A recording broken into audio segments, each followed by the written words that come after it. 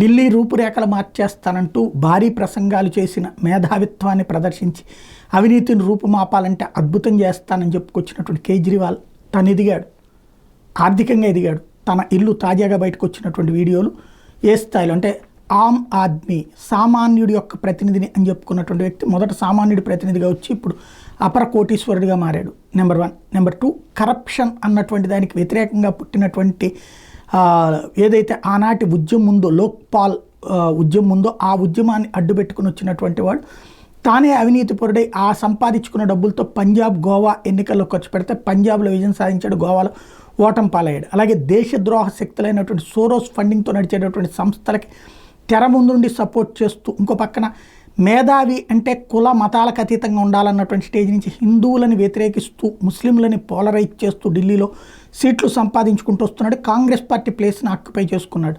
అదే సందర్భంలో హిందువులని బుట్టలో వేసుకోవడానికి సంక్షేమ పథకాలే ఆనాడు వాడుకున్నాడు. ఇప్పుడు అట్లాంటి సంక్షేమ పథకాలే తీసుకొచ్చాడు. ఆటో డ్రైవర్లకి 10 లక్షల రూపాయలు బీమా చేస్తారట, వాళ్ళ ఆడపిల్లల పెళ్ళిళ్ళకి ₹1,00,000 డబ్బులు ఇస్తాడట. ఇట్లాంటి పథకాల ద్వారానే క్రిందటిసారి అధికారంలోకి వచ్చాడు. ఆయన్ని మేధావి అంటే సాధారణంగా ఉచితాలకు వ్యతిరేకం అంటారు, కానీ ఈ మేధావి ఉచితాలకు అనుకూలమే. కాకపోతే ఆయన మేధావిని గుర్తించడమే మనం చేసిన స్పెషల్.